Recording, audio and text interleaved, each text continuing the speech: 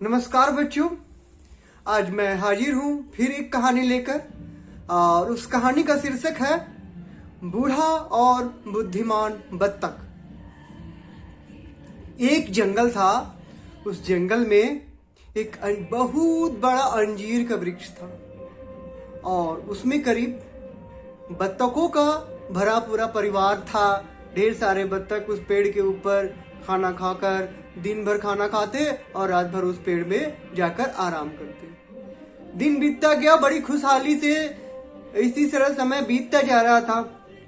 एक दिन उस पेड़ के जड़ के नीचे से एक कौसाम्बी की लता, कौसाम्बी एक लत वाला पौधा है जो पेड़ों के सहारे चढ़ते चढ़ते ऊपर चढ़ जाता है।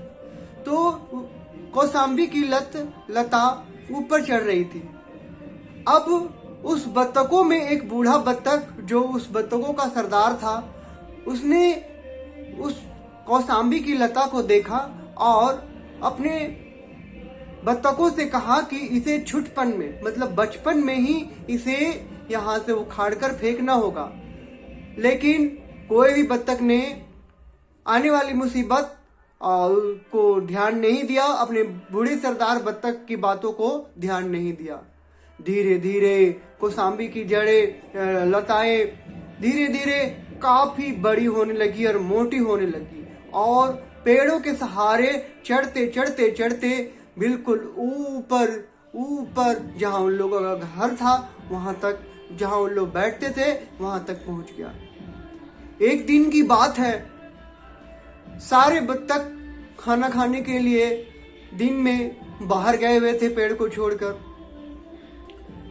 तभी एक शिकारी उस कौसाम्बी की लता को पकड़ते पकड़ते उस पेड़ के ऊपर चढ़ाया और वहां पर बत्तखों को पकड़ने के लिए जाल बिछा दिया। जाल बिछाने के बाद जब रात में आए तो बेचारे थके हारे थे, सारे बत्तख उस जाल में फंस गए। बूढ़ा बत्तख ने कहा कि मैंने आप लोगों को कहा था कि इसे छुटपन में ही उखाड़ दे, लेकिन आप लोगों ने ध्यान नहीं दिया।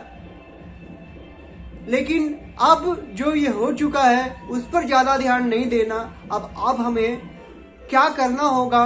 बत्तखों ने, सारे बत्तखों ने पूछा कि अब हमें क्या करना होगा। तब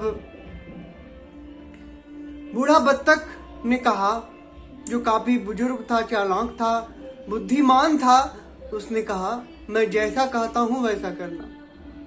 सुबह होगी, शिकारी आएगा, अब बिल्कुल मरनासन, मतलब मरे हुए जैसा, मूर्छित जैसा हो जाना और तब तक नहीं हिलना, तब तक नहीं उड़ना जब तक मैं कहूंगा। सुबह हुई, शिकारी आया और शिकारी आने के बाद वो देखा कि सारे बत्तखें मरी हुई है। उसे लगा कि सारे बत्तखें मरी हुई है। वो क्या किया, वो सारे बत्तखों को जाल से उतारा और उसे लगा कि मरी हुई है तो वो सबको बिना जाल से निकाल कर बाहर फेंकने लगा।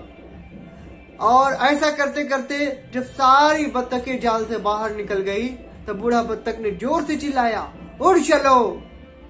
सारी बत्तखें उड़ चली।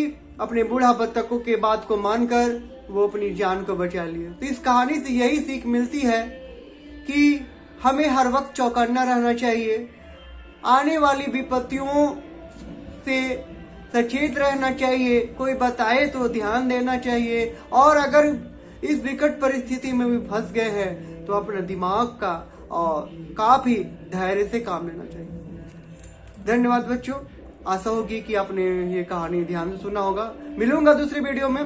जय हिंद, जय भारत, जय झारखंड।